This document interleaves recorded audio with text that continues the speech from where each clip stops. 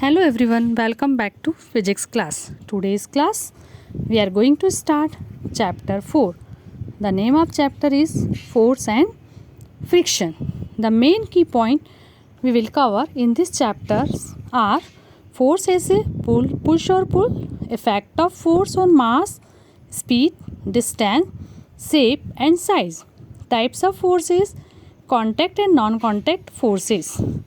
Friction, causes of friction, types of friction, advantages of friction and disadvantages of friction. So let's start force as a push or pull. So we can define force as a push or pull acting upon an object as a result of an interaction. Let us see with example.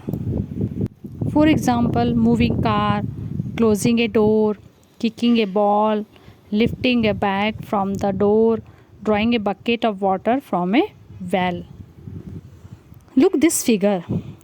In the first case, the fruit seller is moving his hand cart by pushing. Okay, here is pushing it.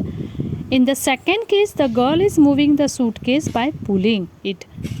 Okay, also there is an interaction between two objects by means of a push or pull. So the act of push or pull causes due to an interaction is called force. So we can define a force, a push or pull acting upon an object as a result of an interaction. Now let us start effects of force. First point, a force can move a stationary object.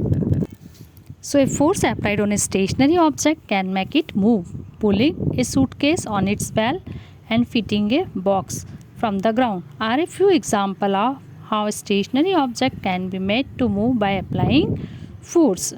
Second point, a force can stop a moving object. We can stop a moving object by applying force in the direction opposite to the movement of the object. Next point, a force can change the speed of a moving object. The speed of a moving object increase or decrease depending upon the stand and the direction of the applied force. For example, you have pushed a moving swing harder in the direction of its motion to increase its speed. But if you want to stop it or slow it down, you will have to pull it or push in the direction opposite to its position.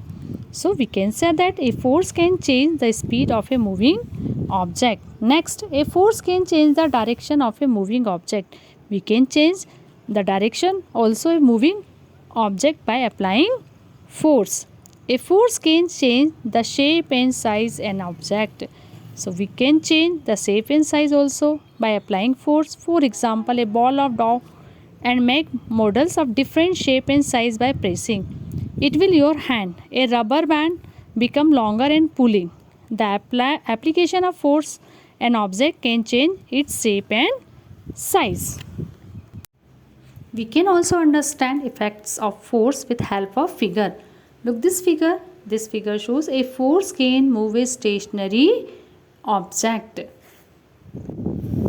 A force can stop a moving object. Suppose take a tennis ball and place it on a table. Now gently push the ball. What happened? The ball begins to move. Then now place your hand on the moving ball. What do you observe? Definitely the ball stops. So a force can move a stationary object or stop a moving object. A force can change the speed of a moving object. Look this figure. Here figure. A force can change the speed of a moving object. Push the moving ball. Okay, if any change its speed, the ball move faster. Or just touch the ball, moving ball. What happened? Its speeds. Now the ball slow down. So we can say that a force can change the speed of a moving object.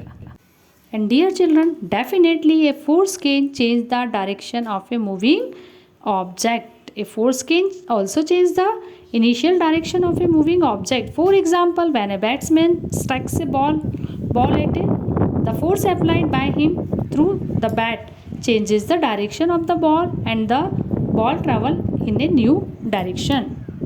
So dear children, today's video we have completed definition of force, effect of force. A force can move a stationary object, a force can stop a moving object, a force can change the speed of a moving object, a force can change the direction of a moving object, and a force can change the shape of an object.